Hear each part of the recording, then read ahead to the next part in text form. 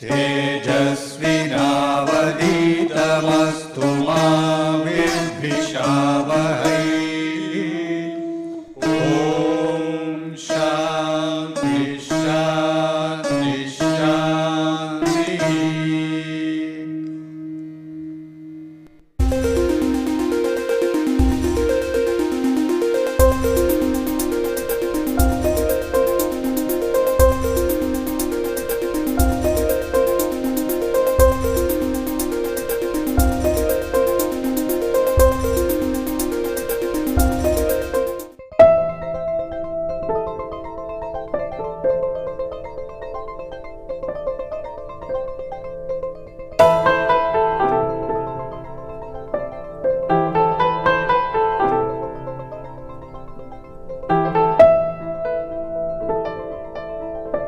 Hello and welcome.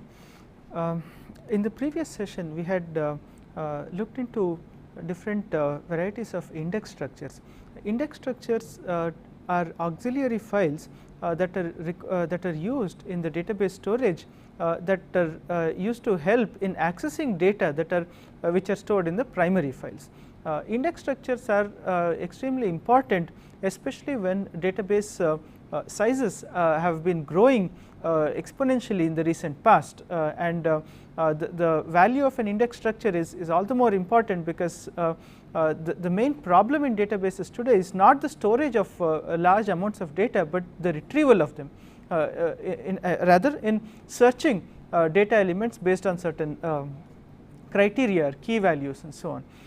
We saw different levels of different kinds of index structures, namely primary indexes, clustering indexes, secondary indexes on key attributes and secondary indexes on non-key attributes and so on. Let us briefly summarize them today in this session before we move on to more complex index structures. Some key definitions in index structures are shown here.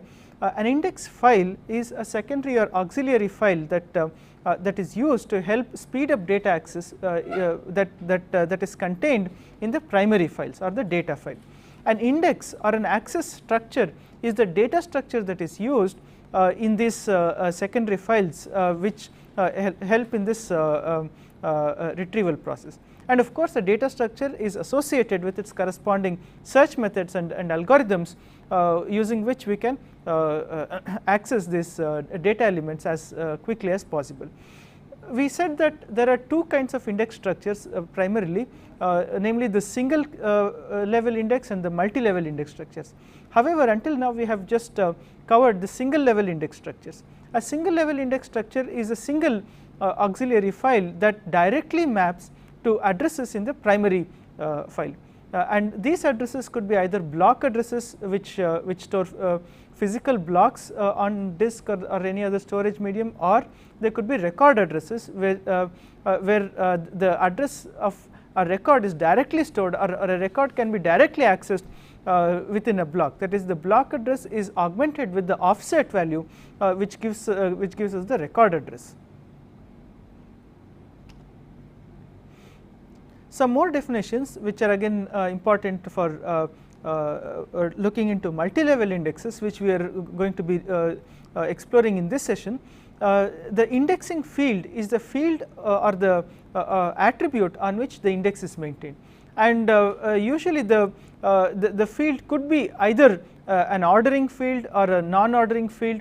It could either be a key field or a non-key field, and the corresponding index structures for each of these fields changes depending on what kind of fields or what is the characteristic of the field that we are indexing. A primary index is an index that is defined on the ordering key field of the data element. That is, the field should not only be an ordering field, it should also be a key field of the data element. What are the properties of an ordering field and a key field? A key field has a property that it is unique, that is, it has a uniqueness constraint that no two fields in the database, no two key fields in the database have the same value. Similarly, if the field is an ordering field, we can have an assurance that the primary data file is physically sorted based on this field.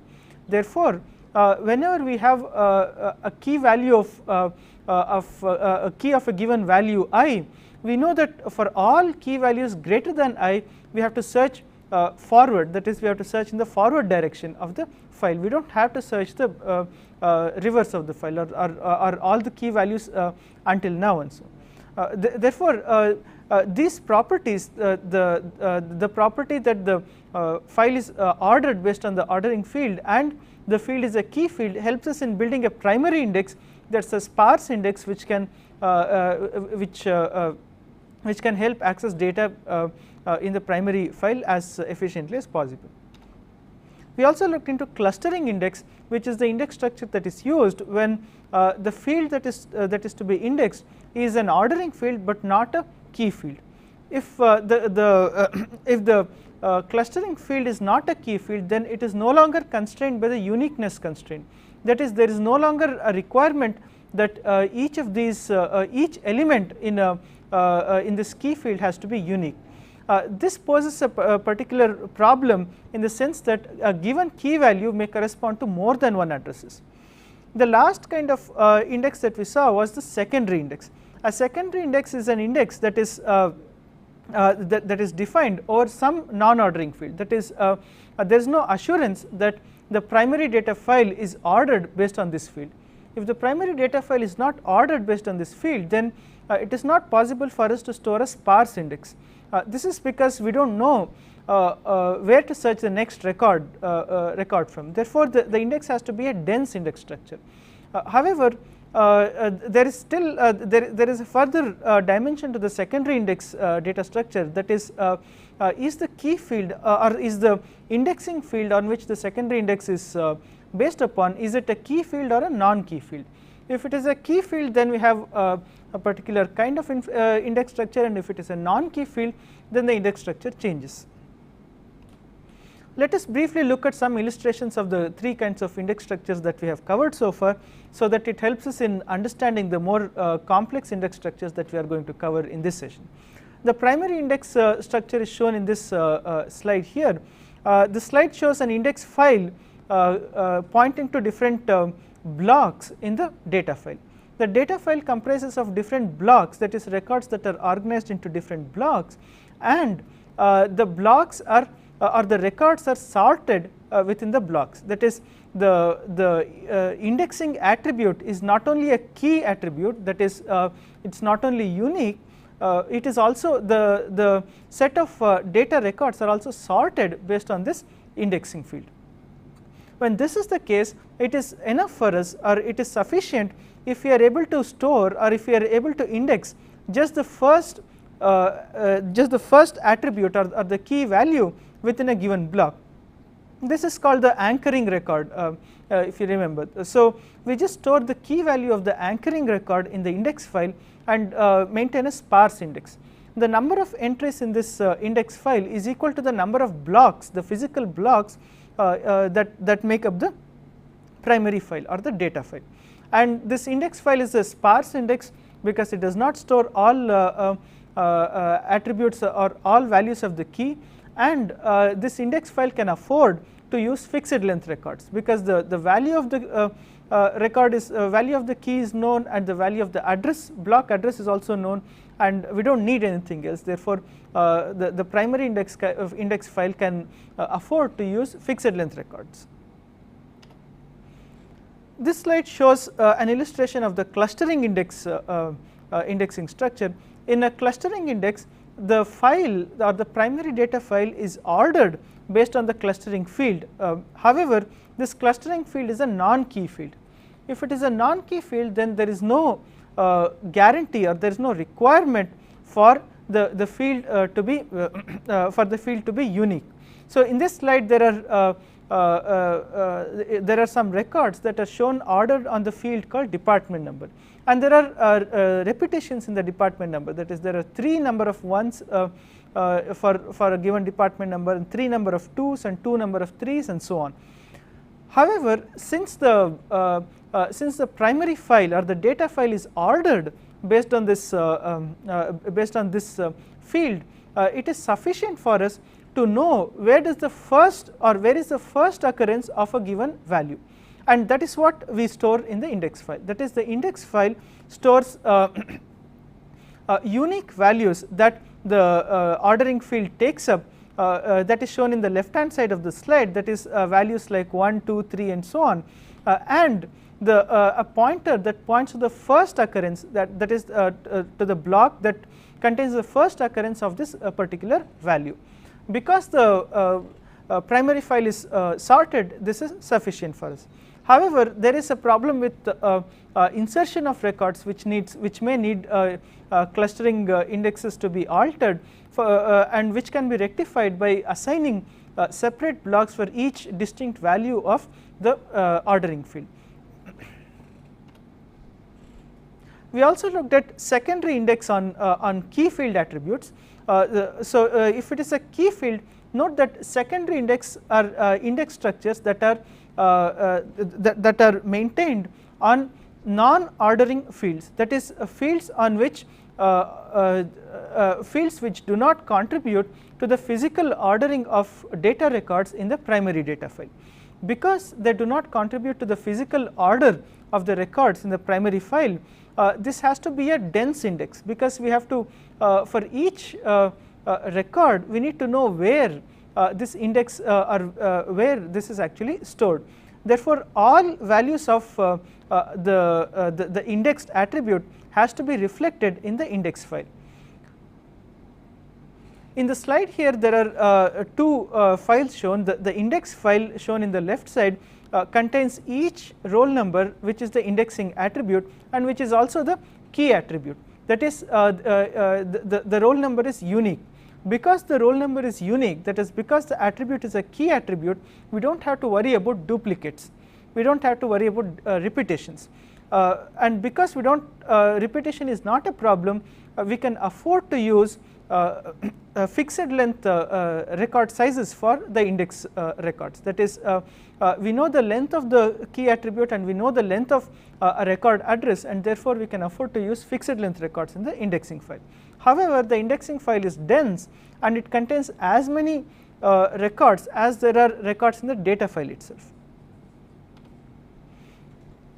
If secondary index is maintained on a non-key attribute, then we no longer have the luxury of the uniqueness constraint on the attribute.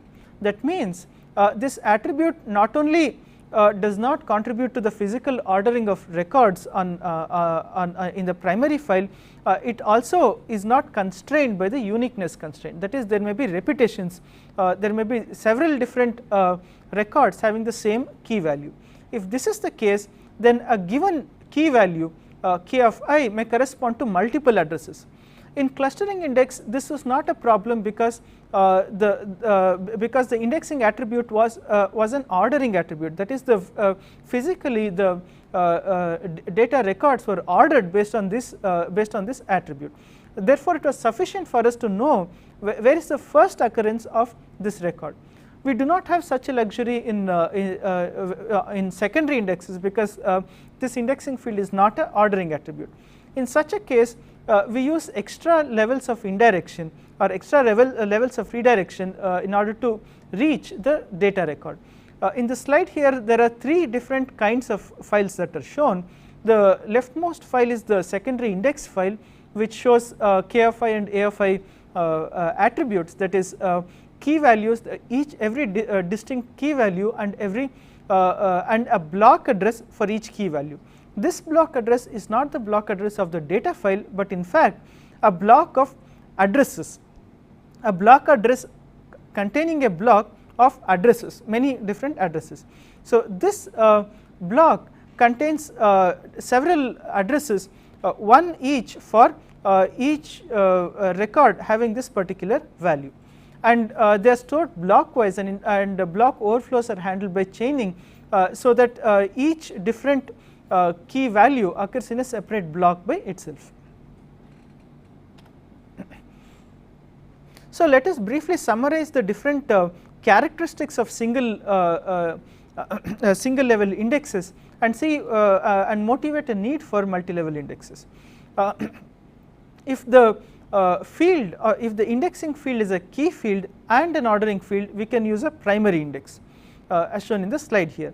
if the indexing field is a key field and not an ordering field, we can use a secondary index on keys, that is, it is a dense index with fixed length records. If the indexing field is a non-key field but it is an ordering field, then we use the clustering index, where we can store just the address of the first occurrence of every unique data value. If the on the other hand, if the indexing attribute is neither a key field nor an ordering field, then we have to resort to secondary indexes of non-key varieties, that is, we have to use an extra level of indirection. There are also other properties of the index structures, that is, a primary index is a sparse index where the number of records in the index file is equal to the number of blocks in the primary file. Similarly, a clustering index is also a sparse index where the number of records is equal to the number of distinct values that are present for the attribute. A secondary key index is a dense index which contains as many number of records as there are records in the database itself, while the secondary non-key index is either a dense or a sparse index depending on whether there are repetitions in the non-key attribute, and the number of records in the key attribute is simply the number of distinct values that are present in the indexing attribute in the data file.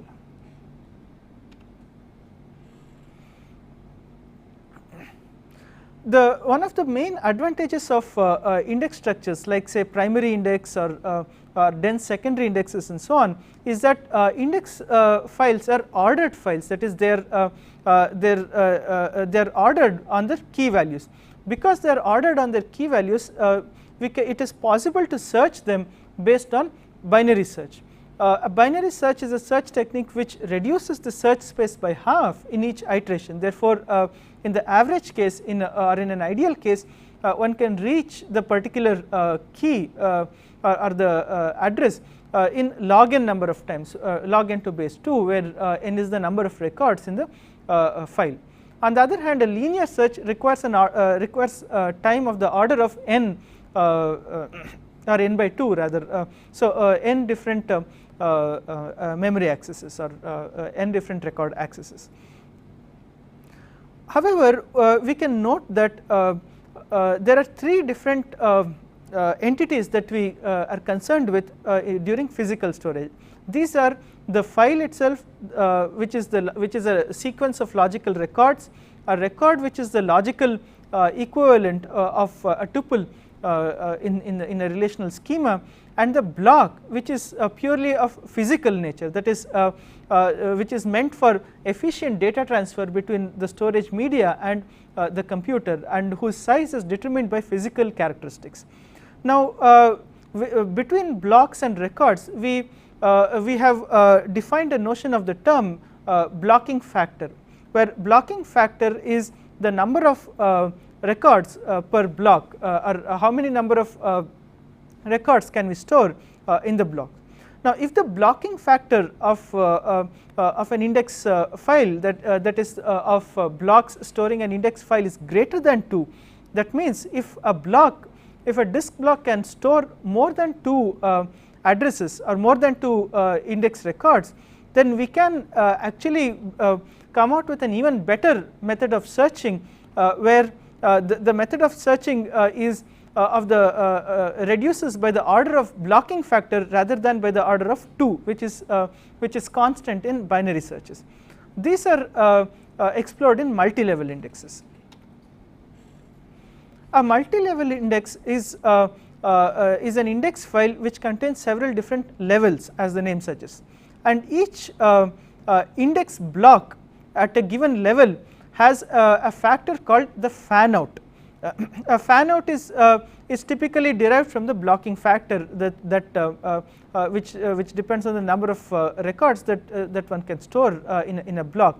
So a fan out is the number of different records that are the number of different entries that a given index entry can point to, and in a good implementation, block accesses can be reduced from log n or log b to base 2, where b is the number of blocks in the index file, So it can be reduced from log b to base 2 to log b to base fan out. So this is useful if fan out is obviously greater than 2. If fan out is greater than 2, we can reduce the number of block accesses by a tremendous factor. The figure in this slide shows a 2-level index structure where index structures are categorized into first level and second level. The first level is called the base level and the second level is called the top level. And for the sake of clarity, I have also shown how index records are divided into blocks at the base level.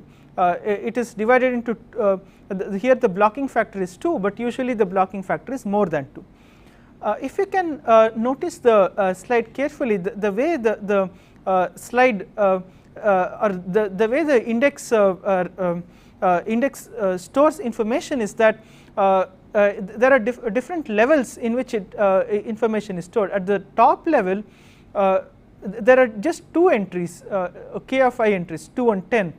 This entry says that everything between 2 and the next number can be found in this index file. That is, every key value between 2 that is greater than or equal to 2 and less than 10 can be found in this index file.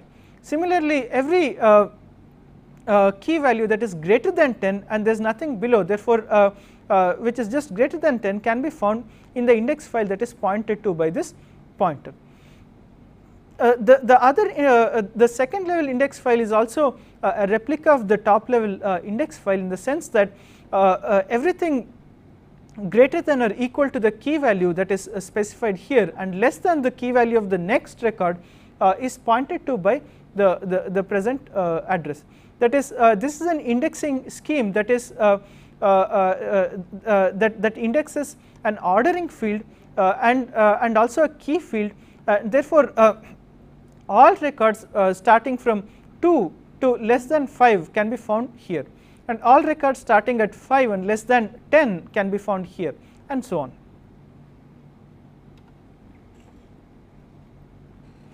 The first level or the base level is the usual primary index that is maintained on a sorted file. The second level is actually a primary index on the primary index, because the index file itself is a sorted file and it is sorted based on the key attribute. We can store another primary index on this index file, and we can continue this process to any number of levels depending on the size of our database. So we could have a third level that stores an index or that stores a primary index on the second level, and so on. And at each level, the number of entries in the next level is determined by the fan out or the blocking factor. Here the fan out was 2, therefore what we ended up seeing was a binary tree structure. However, in general, the fan out is usually much more. A block would contain many number of records, many number of index entries, much more than 2. Therefore, at each level, from level 2 to level 3, for example, fan out number of records, that is a blocking factor number of records, can be indexed using just one index structure. Therefore, the number of entries starts reducing exponentially by a factor of fan out. So this again depicts the same thing, that is at each level the number of index entries is getting reduced by half. In order for a multi-level index to be efficient enough, to be more efficient than a primary index, there is an important consideration of the multi-level index structure. If you are familiar with data structures, you might have come across a data structure called tree, which is a data structure used for representing hierarchies. A multi-level index structure is useful only when the tree structure that is specified by the multi-level index structure is balanced. What is meant by a balanced tree? It is well possible for us to have a multi-level index structure of the kind that is shown in the left hand side of the slide shown in this figure. In the left hand side, as you can see, there are several levels to the index structure, and and in the worst case one has to make 4 different 1, 2, 3 and 4 different traversals of different index files in order to find a given record. On the other hand, the right hand side of the figure has the same number of nodes, or here each node or each circle here represents an index file, and the right side of the figure has the same number of index files, however a smaller number of levels, and the load or the number of index files is more or less evenly balanced across all this across the entire tree. In such a case, in the average behavior of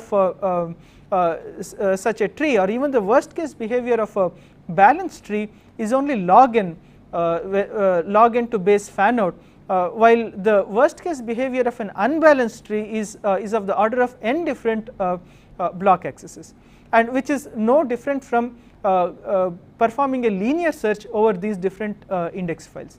Therefore, in order for multi-level indexes to be useful, they have to form a balanced tree.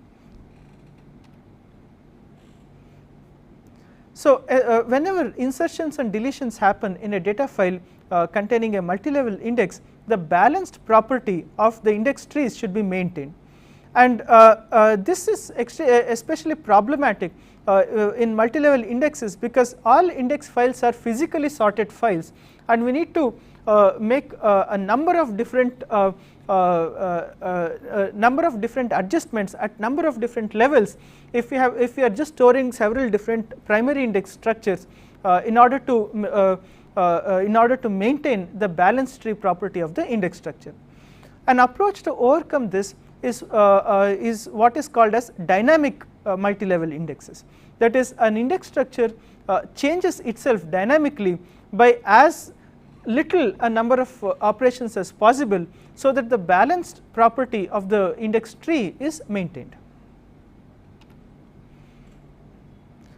The most commonly used dynamic index structures are what are called as B trees and B plus trees. Let us have a look at these two index structures in a little more detail here.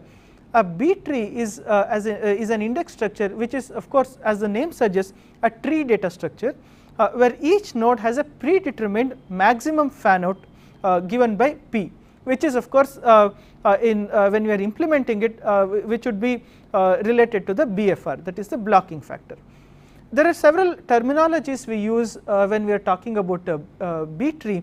A given block that is allocated to a B tree is called a node in the B tree. As we will see later, a block corresponds to a tree node in the logical tree structure that the B tree forms.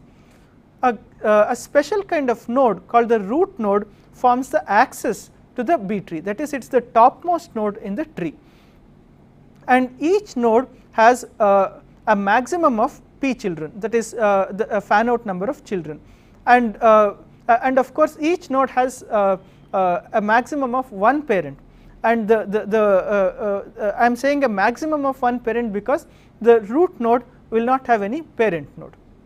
So it is either 0 or 1 parent depending on whether it is a root node or a non-root node. And there are what are called as leaf nodes, that are the lowest level nodes, that is nodes which do not have any children, and any node in the tree that is not a root node and that is neither a root node and nor a leaf node is called an internal node. And of course we have already defined the notion of parent and children, that is when a node points to some other node, then it is said to be the parent of the other node, and the other node is said to be the child of the node which is pointing to it. This slide shows a typical structure of a B tree node. This node is nothing but a block when it is implemented on disk. As you can see here, there are several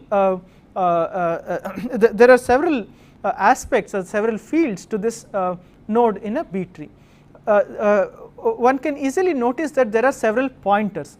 In fact, there are precisely maximum of P pointers in the B tree. each pointer which points to a triangle represents a subtree that can be pointed to by this node. Of course, a subtree can be null if this is a leaf node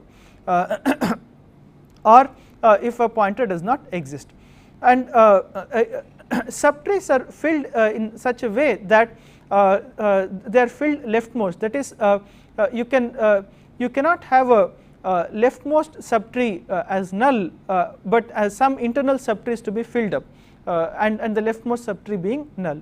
And in addition to the subtree pointers or pointers to other nodes, there are several different key and data pointers. That is, there are several blocks here that contain a key value and a pointer to the record containing this key value. Similarly, there is another key value and a pointer to that record, and so on. So there are several key values that are present, and pointers to where the key values are present in the primary file, in addition to a maximum of p pointers to other nodes in the tree. What are the properties of these? What are the properties of such nodes, or what are the constraints that a B tree has to adhere to? For a node containing p minus 1 keys, note that if a node can point to a maximum of p subtrees, it can contain a maximum of p minus 1 keys, because as is shown in the previous slide, there keys embed or these pointers embed the keys. That is, there is one pointer on the leftmost side of the leftmost key, and one at the rightmost side of the rightmost key, and one pointer between every two keys in the node. The keys are always stored in a sorted sequence. That is, if there are p minus 1 keys, then k1 is less than k2 is less than etc. until k of p minus 1. For any data element in a subtree that is pointed to by one of the subtree pointers, let us say in some subtree pi, for any data element in that subtree pi, that data element should be less than the data element of the leftmost key, that is k of I minus 1, and or rather it should be greater than the leftmost key, the rightmost left key, that is k of I minus 1, and should be less than the leftmost right key, that is k of I.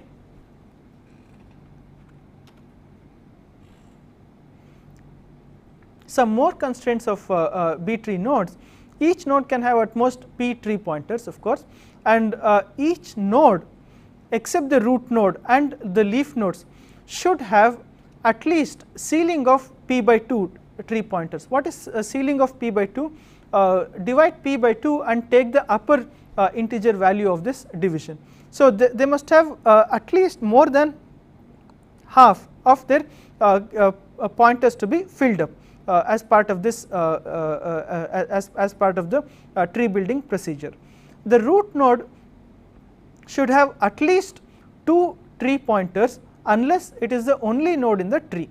That is, unless the root node is also a leaf node, it should have at least 2 children as part of the tree.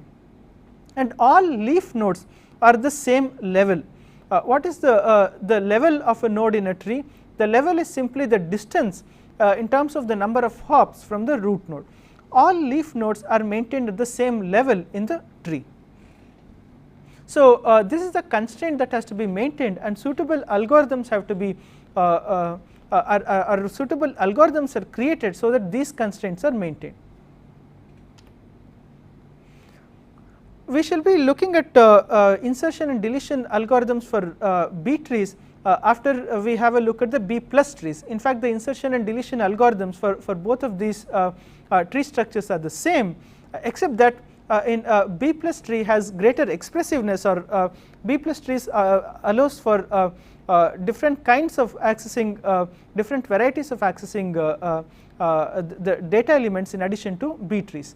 Therefore, let us have a look at some definitions of B plus trees and their constraints before we look at insertion algorithms. B plus trees is the most common index structures that is found in many of the commercial RDBMS. It is very similar to a B tree, except that the leaf and non-leaf nodes have different structures. in a B tree there is no difference between a leaf node and a non-leaf node. Both of them have the same structure, that is they have a set of address pointers and a set of key values and data pointers. The leaf nodes form a separate kind of index containing each different key value in a sorted form and pointers to the corresponding data elements. That is, leaf nodes are linked together so as to provide ordered access to the data file records. A non-leaf node of a B plus tree is depicted in the following figure, and as you can see it is quite similar to a non-leaf node in a or it is quite similar to a node of a B tree.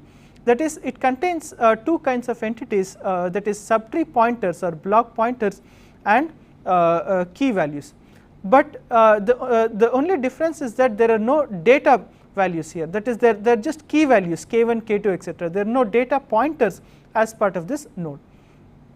And of course the same set of constraints hold, that is for any x between k1 and k2 the value of all the keys in that subtree x should be greater than k1, that is the rightmost left key, and less than k2, which is the leftmost right key. A leaf node in a B plus tree is shown in the following figure, where there are no subtree pointers because there are no children for the leaf nodes, and there are only a set of keys and data pointers, that is there is key 1 and data pointer to the record containing key 1, there is key 2 and the data pointer containing to pointing to record containing key 2, and so on. And at the end of this block there is a pointer pointing to the next logical leaf node or the left logical block in this sequence. Therefore, starting from the leftmost leaf node we can access the entire database in a sorted form just by following the leaf nodes and the links to the next leaf node. What are the properties of leaf nodes? Keys in a leaf node have to be ordered, just like the property that we saw in B trees and where keys have to be ordered within a leaf node. We should be able to access each leaf node in key sequence, that is k1 is less than k2 less than kn if there are n different keys in a leaf node. And just like the nodes in a B tree, each leaf node should have at least half of its keys filled up, that is a ceiling of p by 2 number of keys should be filled up, and all leaf nodes should be at the same level as far as the overall B plus tree is concerned. Let us first look at how we perform search in B trees and B plus trees.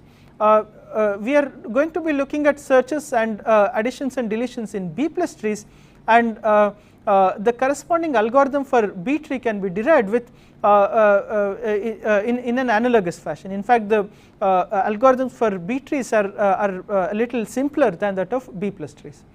The searching algorithm over B plus trees is a generalization of binary search. Here it is a p-ary search in the sense that where p is the fan out of each block. So just like binary search, we go about with a given key and starting from the root node of the tree, that is given a search key k, start from the root node.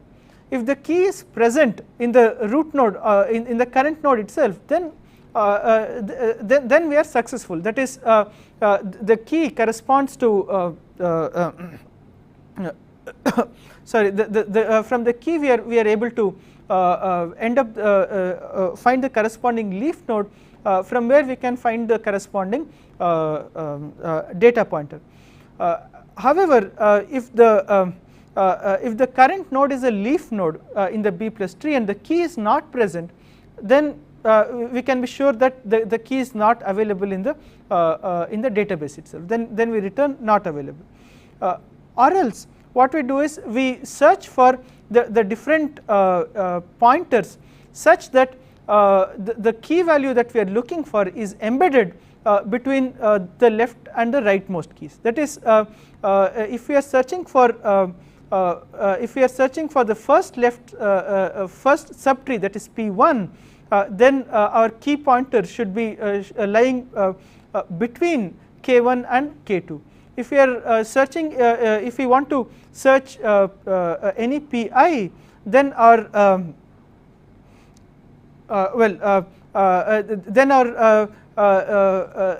then we have to search, or then our key value should lie between Ki and Ki plus 1. It's a matter of terminology. The slide shows Ki minus 1 and Ki. It's a matter of terminology whether how we use I minus 1 and I. That is, we can either say Ki minus 1 and Ki, or Ki and Ki plus 1. And we continue the search in the left subtree in a recursive fashion by going back to step 2 and searching in that node and searching in its subtrees and so on. What about insertions?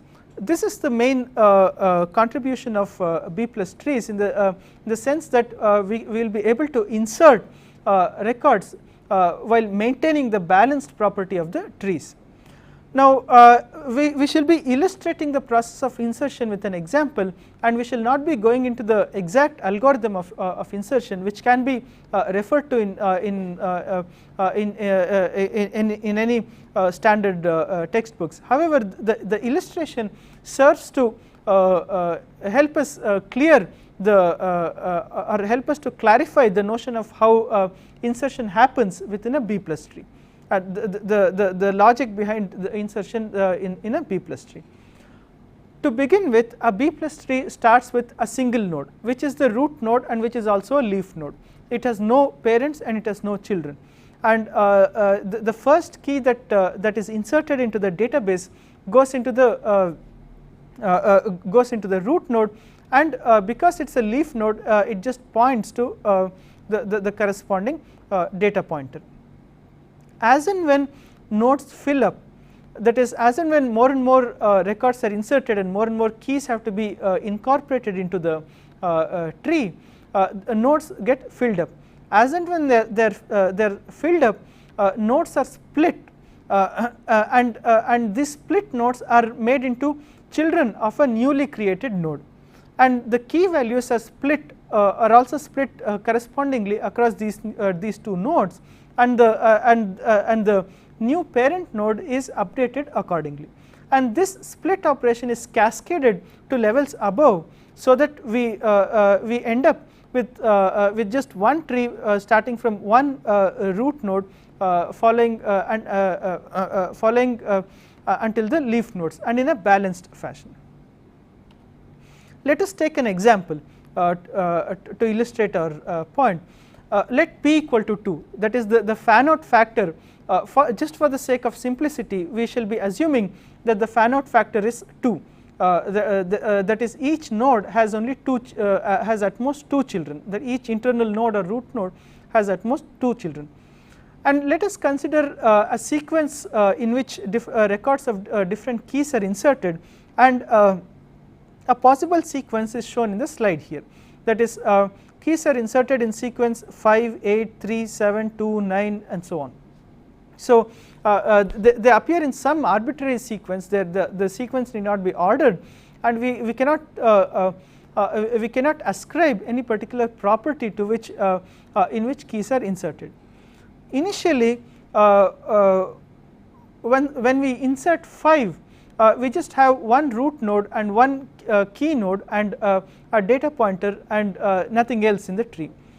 When we insert 8, it is still just one root node that is shown in the figure here, and with 2 key pointers 5 and 8 and 2 data pointers, 2 corresponding data pointers. However, when the next key is inserted, that is key value 3 is inserted, this node overflows, that because P equal to 2, we cannot accommodate any more keys in this node. Therefore, we require a split in this key node. How do we split this node? Note how nodes have been split in this slide here. Initially, we started with a root node which was also a leaf node. When we split this node, we get one more leaf node, that is which is shown in the rightmost side of this slide here, and another intermediate node, that is a node that points to two leaf nodes. In a B plus tree, note that the intermediate node has a different structure than the leaf nodes. This has to be incorporated. So 5 and 8 were present in the tree, and now key value 3 has to be inserted. Because 3 is less than 5, and note that the keys always within any leaf node, the keys always have to be in sorted form. Therefore, the key 3 has to be inserted to the left of 5, to the left of this pointer called 5. Therefore, we get two different leaf nodes, one containing 3 and the other containing 5 and 8. There's a small bug there's a small error in this slide, that is the leftmost node contains just the key 3, and the rightmost node contains the pointers 5 and 8, and the non-leaf node or the intermediate node is suitably updated so that 3 appears here, that is everything less than or equal to 3 appears in this node, and everything greater than 3 appears in this pointer. There is nothing else to be placed here because we do not have any other keys to begin with. Therefore, assume that we have got keys in the sequence 3, 5 and 8, we would end up with a tree as shown in this figure here. Now suppose 7 has to be inserted. Now 7 can be inserted into this leaf node without any problem, that is 7 gets inserted here, and the nodes are and the key values are reordered. Earlier we had just 8 in this node, and once 7 was inserted, the key values were reordered so that the keys are always sorted and there is no overflow. However, the next key, that is key value 2, causes another overflow, that is key value 2 has to be inserted at the leftmost side here. This causes an overflow, and this overflow has to be cascaded up or has to go up the level in the insertion or in the B tree. Therefore, we get a B tree of the following form here, that is both key values in the intermediate node now get filled, and the intermediate node now points to 3 different leaf nodes. The insertion of 9, that is the next key value, again forms a overflow because 9 has to be inserted beyond the last block here.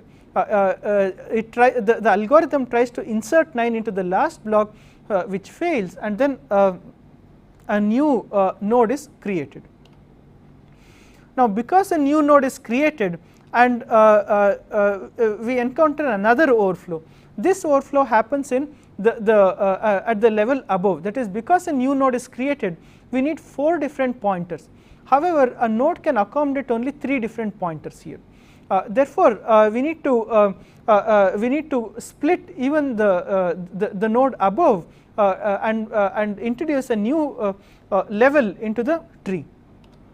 Therefore, the corresponding tree that gets formed is shown in this figure here, that is the next level node is also split so that a third level is created, and then the keys are more or less uniformly distributed across the entire tree.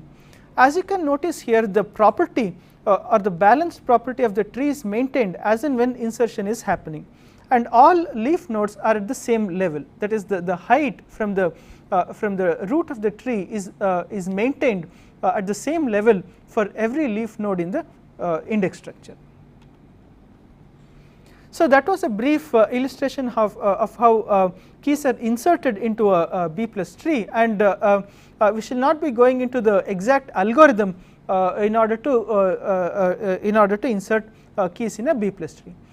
Deletion of keys have to contend with an analogous problem, that is the problem of underflow. In insertion we had the problem of overflow, and in deletion we have the problem of underflow. An underflow happens when a node contains less than p by 2 floor of p by 2 keys, less than or equal to floor of p by 2 keys. That is, note that there was a constraint that at least half of the keys in a node has to be filled up. that is more than half rather. So if it contains less than half then of keys in a node, then there is an underflow. Whenever there is an underflow, a node is merged with its sibling in order to bring down the number of levels in the tree. We shall not be going into deletion algorithms also in detail here. Let us now move on to the last aspect of indexing structures, namely how do we deal with index structures on multiple attributes. Until now we have assumed that indexing attributes or the fields on which indexes are maintained are simple indexes, that is simple attributes. However, the indexes could sometimes be maintained on composite attributes, that is a set of attributes forming a key attribute, that is for example department ID and employee number to combine to form a key attribute is a composite attribute. How do we maintain indexes on a composite attribute? There are several different strategies that are variations or extensions of existing indexing structures, and we shall briefly summarize some of the main techniques used for indexing multiple attributes. One simple way is to index multiple attributes, that is maintain a sorted file, a primary index of multiple attributes, is to have an ordered index on multiple attributes. That is, instead of sorting the file on just one attribute, we sort the file on two attributes, that is sorted based on the first attribute and among them sort based on the second attribute, and which is the simplest solution possible, but which can give us only a primary index as we have seen earlier, that is it has to be a ordering attribute and a key attribute. The second the second strategy for dealing with composite attributes is to use what is called as partitioned hashing. Partitioned hashing is a hashing technique which takes a composite attribute, that is n different key elements pertaining to this attribute, and returns n different bucket numbers. We then transform this into a single bucket address by concatenating all these bucket numbers to form the bucket address. So that is another technique for dealing with composite attributes. The third technique that is used especially in applications like data warehouses is to use the notion of grid files. A grid file is a file that establishes a grid structure. Now, what is a grid structure? We can use a grid structure when we know the entire range in which a key value can be spread upon. For example, if we know that the roll number of a student ranges from 01 to 150, we know the entire range of the set of all possible roll numbers, and if we are fairly sure that the distribution of key values in this range is fairly uniform, then we can split this range into several different buckets. Now, such splitting of key ranges into buckets and combining these different buckets forms a grid structure, and these grid structures forms a matrix or a hypercube which can be stored within a single file using several techniques called row measure techniques, column measure techniques, and other techniques called space filling curves and so on, using which they can be stored within a single file. This slide shows such an illustration, that is, there are two different key values, roll number and grade. Roll numbers are ranging from 001 to 125, and they are divided into 5 different ranges, 5 different buckets. Similarly, grades are divided into 5 different ranges, A, B, C and D, and the combinations of this forms a grid, and each cell in the grid corresponds to a set of bucket addresses or a set of block addresses which contain records that satisfy both these constraints of keys. So each pool or each cell corresponds to a bucket pool. This brings us to the end of this session. Let us quickly summarize the main topics that we have covered in this session. We covered the several kinds of multi-level indexes, and multi-level index has index structures has several different levels and are usually organized in the form of a tree. A tree contains a root node which is the entry to the multi-level index structure, several leaf nodes, and many internal nodes that form the tree structure. And for a tree structure to be efficient, it has to be balanced, and balancing or self-balancing tree structures are what are implemented in dynamic multi-level indexes, in which we saw B trees and B plus trees today.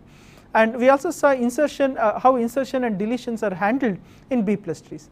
Lastly, we looked at some strategies by using which we can maintain index structures on multiple attributes. That brings us to the end of this session.